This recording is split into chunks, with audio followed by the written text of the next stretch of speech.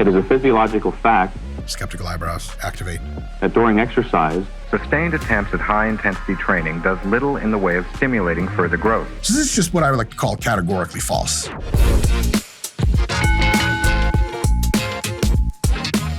Hey folks, Dr. Mike here for Renaissance Periodization. I'm a professor of sports science and competitive grappler and bodybuilder. And, well, Scott the video guy and I did kind of a bad thing. We broke into Grandma's attic, rummaging through her stuff. But good news, we found some old Mike Mentzer VHS, I think, tapes that have all the secrets of high-intensity training now brought to you live, sort of. Let's take a look at them and see what we can find. All right. A look at high-intensity training. Cool. The revolutionary concept of high-intensity training has been recognized as the ultimate method for increasing muscular size and strength. Okie dokie. Propaganda 101 has been recognized as the ultimate method. By who? There were 0 governing bodies of any sports medicine associations or training colleges at the time that recognized it as the ultimate method, and the number continues to stand at 0 in perpetuity. So this you can almost certainly say is factually incorrect. Proper understanding of high-intensity training will provide you with the knowledge required to ensure optimal results from your efforts. Optimal. High-intensity training is best for everyone in every case. It's not just an effective method that you can try, like the RPI hypertrophy app. It's optimal and proper and all the good things.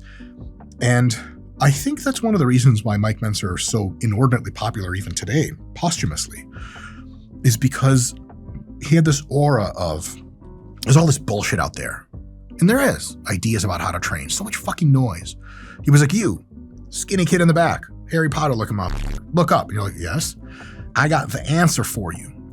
And it's 2 things, insanely simple and brutally difficult. What do you say? They're like, what? That sounds like it matches my male pseudo right-wing proclivities quite well, sir. Sure does, kid. Here's HIT. Go be an adherent of it and get in our comments section and fight other people about it. I ain't lying. when formulating a high-intensity training program, the first thing to do is arrange the exercises in their proper sequence. It is a physiological fact Skeptical eyebrows, activate. that during exercise, the larger muscles of the body demand more energy than the smaller ones. That's true. It is advantageous, therefore, to work the largest muscles first. False. You work the muscles first that are 2 things. 1, your highest priority muscles that you want to get the biggest and strongest because they are the freshest at the beginning of exercise. And 2, muscles that are not limiting factors for other muscles, that if they become tired, the other muscles later are really, really difficult to train. For example, if you wanted to train your ability to deadlift and train your grip, you probably don't want to do grip first and then deadlift because your tired grip will severely deteriorate the quality of the deadlifting, but you could do it in reverse. However, if you're training something like biceps and back, it's not true to say that back has to go first just because it's the biggest muscle. It may be very well that your biceps are absolutely your primary priority and back is secondary. If that's really the case, yes, you should probably train your biceps early, if not first in your plan, and you can use movements for the back, like lat prayers and some variations of pull downs that don't tax your biceps as heavily and can still be effective for you after you train your biceps. So the idea that larger muscles should be trained before smaller muscles is not a categorically true statement. From there, you can proceed to work the other major muscle groups of the body in descending order from the largest to the smallest. Yeah, it violates the idea of what you're prioritizing. So if you wanted really big delts and you didn't really care about your glutes, and you could train your glutes much after you train your delts, but that would be in violation of what Mr. Mike Mentzer is saying here. So you would be wrong. Actually, you wouldn't be wrong. He would be wrong. It is absolutely essential to warm up properly before engaging in any intense physical exercise. Static stretching before working out reduces your strength and power output levels. And thus, unless you're doing it because you have some kind of chronic injury, then unless you stretch it out, it goes very poorly, sort of like foam rolling. It's probably not a good idea to do it. They didn't know this at the time. There was no literature on this. So this isn't like Mike Mentzer's an idiot or some shit. It's just an honest mistake. But another good thing about if you overinvest into an ideology that's quite old. Right now, we're seeing a resurgence of high-intensity training and Mike Mentzer fanboying. And look, Mike Mentzer is a dope motherfucker, man. There's plenty of shit to fanboy him about. But you got to understand, the shit is sort of outdated. And that means a lot of the shit he said was so super dope and super true. But a lot of the shit he said was just wrong. And this is one of these things. Although, you know what I'm saying? If I'm training with a woman that flexible, I'm trying to get her to do as many stretches in front of me as possible. Don't tell my parole officer. This acts as a safeguard against possible injury. What the fuck is up with her outfit? Scott, them ain't bare titties, are they? No, but it's like flesh. Yeah, the nipple's flesh colored because it's made of flesh. Damn, dude, the 80s. Yo, coke me up. Then move immediately to the workout so as not to lose the benefits of the warm-up. Also true. If you warm up and you go take a drink and you go to the bathroom, you start taking selfies of your dick. I always do this. You start talking to boys in the bathroom. After a while, they're looking through your phone on your selfies. Like, that one's good. Don't send her that one because it looks small. Thanks, fellas. You high-five each other, look at each other's cocks. 30 minutes later, I'm back to the workout. And I was like, do I need to warm up again? Emotionally, I'm very warm for being in a men's bathroom for a long time. Physically, I could do another warm-up. If you guys are liking this, we have an extended edition with tons of raw, uncut footage of who knows what. That's in our member section. Give it a look. To ensure that the entire muscle is worked, it is important that you perform all of the exercises through a full range of motion. This is generally very good advice. I will say that recent research, quite a bit of it actually, has illustrated that maybe the full range of motion isn't the best, but whatever range of motion you do, the deep, super big stretch has to be a critical component to maximize your hypertrophy outcomes. So you don't have to train with a full ROM, but whatever part of the range of motion you cut out should not be that deep stretch. And when you see people in the real gym, squats, benches, push-ups, which part they cutting out? That deepest stretch to the muscle part, that's the one you don't want to cut out. So for the 80s, training with a full range of motion was very, very good advice, and I would say quite apt. You must move from a fully extended position to a fully contracted position. Mike's got great technique, man. This is really good technique. It's good for people to train like this. It really is. He almost always had really good technique because of that meticulous mindset he brought in. Like, he was such a precision-oriented person that if you were like, yeah, just kind of move the weight around, he'd be like, what? So he had to make these ideas up about full range of motion, very good technique, and many of them paid off. Once the fully contracted position is reached, pause momentarily before lowering. Yeah, you don't have to pause momentarily. It's probably just mostly a waste of effort. So I'd say in most cases, you just get up to the fully contracted position and reverse direction under control back down to the fully stretched position. But this isn't terrible advice, just trying to give you guys a bit more insight on what modern sports science has to say on the matter. Progressive overload is the cornerstone of an effective weight training program. Add more weight, do more repetitions. This is how you continue to improve. Accurate, very good stuff. One of the best things about high-intensity training philosophy is they try to get objective, and they try to send landmarks, and they try to kind of aim for higher and higher and higher in slow, incremental steps. A lot of folks that trained before, and many folks that still train today, Sam said, look, they'll go in the gym and just do stuff, and they'll train hard, and that is 90% of the fun and the effect. But there is a meticulousness that comes from tracking and setting little progress goals. It feels very good because you know you're on track, and also you're making sure to challenge yourself appropriately, to really push yourself. It's only if you challenge yourself appropriately, regularly, do you know when fatigue is high enough for you to need to back off. If you just don't feel like lifting, you have to ask yourself the question, am I just being a little bitch? Or am I really overreached? You never can tell unless you have an objective performance goal. Last week, I benched 225 for 14 reps. If I can get it for 15 this week, I'm definitely coming back to train next week because I'm still up. If I did 14 last week, but I got 13 this week and I'm cooked, yeah, maybe next week's going to be a deload. So the high intensity training mindset of writing everything down, following the logbook, which you could do with the RP Hypertrophy app, the most advanced logbook in the world. What do you get when PhD sports scientists collaborate with pro bodybuilders? The most effective muscle growth training app ever made. Get yours now. But anyway, just whether you use the RP app or use this, just actually a notepad on your phone, it's really good to keep track of stuff and make a little goal. 5 pounds on the bar here. 1 rep here, and you slowly walk your way towards gains. It clarifies the subject considerably. People kept track and logbooked their training for generations before high-intensity training took hold in the 80s. They made it the most popular and explained it the best. And for that reason, even though you'll see many videos of me talking that shit about Mike Mentzer and HIIT, because I got a lot to say that's critique-worthy, we are still eternally indebted to this philosophy for trying to make some goddamn sense out of the lifting world instead of settling for Joe the bouncer from New Jersey. He's like, I don't overthinking it. Just go in there and lift hard. Weights. Just boom, boom, boom.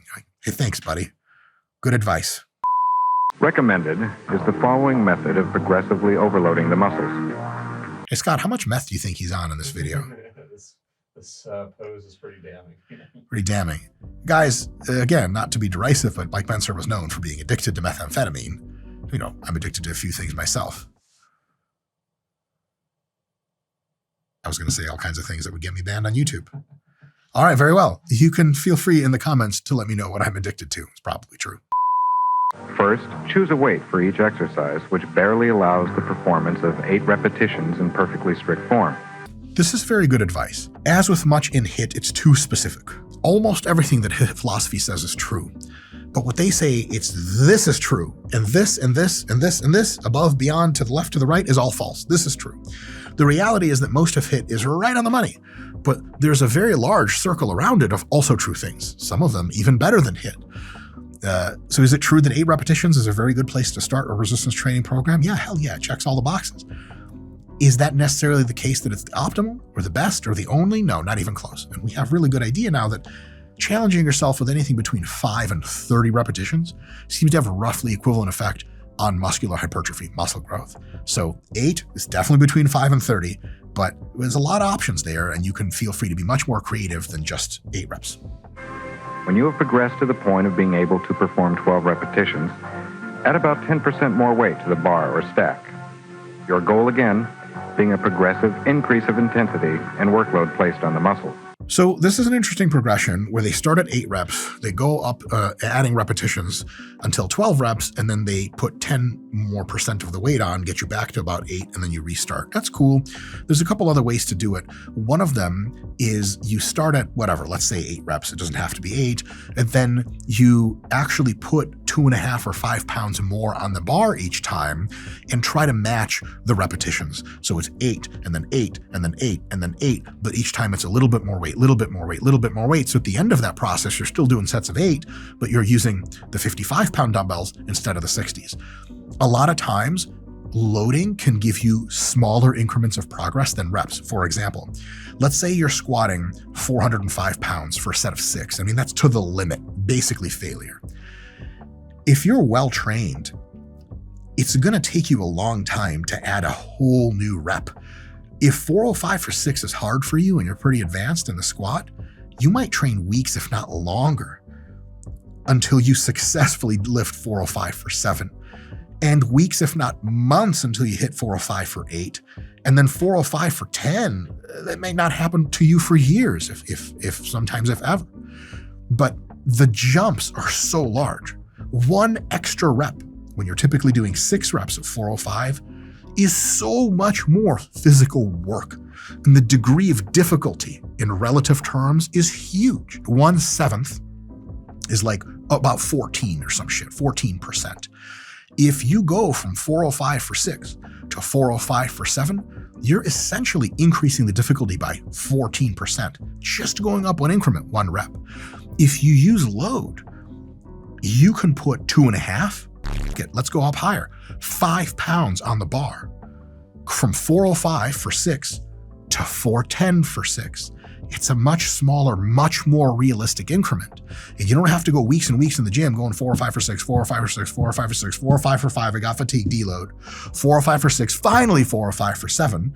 It's actually a lot of monotony because you can't just add a rep to shit, especially in the low rep ranges all the time, unless you're just starting out or you're really just changed exercises early.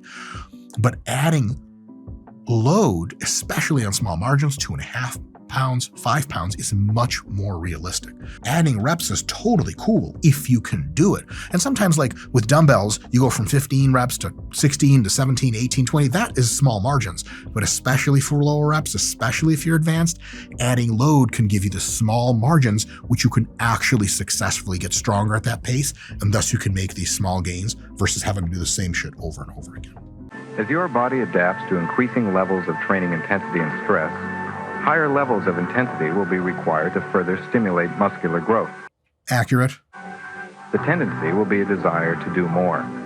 This, however, is neither desirable nor possible. Oh boy, here comes the low volume bullshit. Your muscles get used to a certain amount of stimulus. There's a desire to do more to get better results. It's actually true. Beginners can grow in very low volumes that for intermediates cause only stagnation. Intermediates can grow in volumes which for the advanced, in some cases, cause, well, either really shitty gains or only stagnation. As your body gets used to training, its work capacity improves.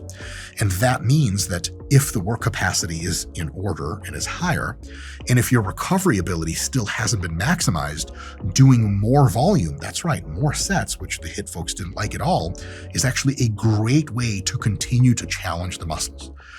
If you start by doing one set of bent rows to get a big back when you're 15 years old and weigh 110 pounds, it is a very curious thing indeed to expect you to maximize your back hypertrophy by ever only doing one set of bent rows with, even if it's hundreds of more pounds. Your body is much more adaptable and can and will grow if, when your recovery is totally permissible to it, you add a set here and there. So maybe you do 1 or 2 sets when you're 15. By the time you're 20, maybe 5 or 6 sets is what you need. By the time you're 28, maybe 7, 8, 9, 10 sets is really what's going to hit the sweet spot. And of course, you don't just want to layer in pointless volume thinking the more I do, the more I'll grow. You have a recovery limit, and the HIIT folks are really good about talking about that. But you don't want to get caught into this trap of never increase volume. We could make a contrary argument and say never increase intensity, and we'd be just about as right, which is to say wrong, about that as well. You can train hard or you can train long. You just can't do both. And don't I know that? I don't mean training. Never been hard. What? Sustained attempts at high-intensity training does little in the way of stimulating further growth. Instead, what results is a reduction of the body's recuperative abilities. Yeah. So this is just what I would like to call categorically false. They have tested single set versus multi-set protocols. And in almost every single case, multi-set protocols elicit more muscle growth, even in beginners.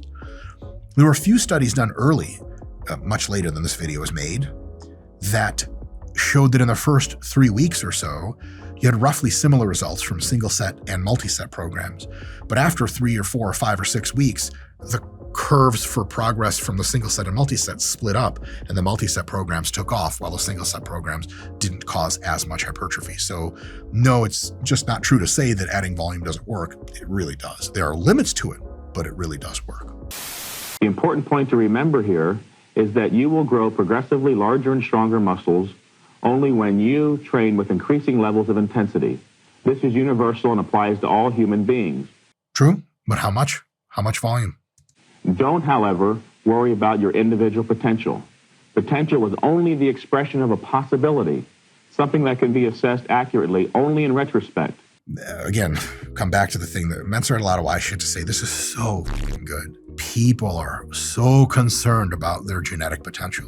What do you think, man? Do I got what it takes? Takes for what, motherfucker? The only way you're really going to find out is if you really dial in your nutrition, really dial in your training, do a good, not great, good job on everything, and just see if you get pretty jacked. And if the gains are keeping coming, then you're saying, hey, I got good potential. Just do your best. Time will sort out how good the results are. And look, they're going to be better than 0. So you're going to have something to show for it, whether you look like pathetic and shriveled up like me or amazing and jacked like Mike Mentzer. Time will tell, and eventually you'll be like, oh, is this the thing I want to continue doing?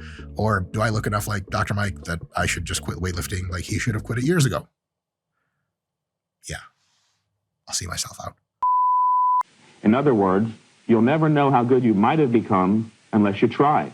So let's get with it. Very, very, very good advice. All right, folks, that was really fun. We only watched kind of half the video. There's another half where he actually goes through a program and talks about it.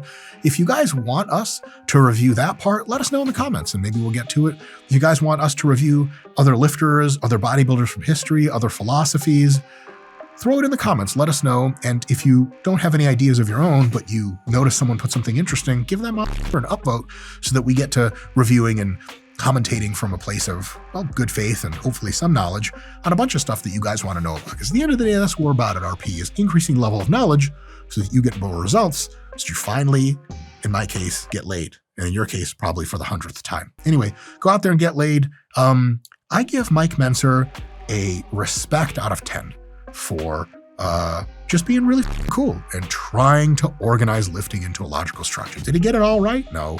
Did he get it all wrong? Not even close. Tons of good gems. Maybe we'll do another video about him and review some of those. See you guys next time. All right, folks, that was really fun.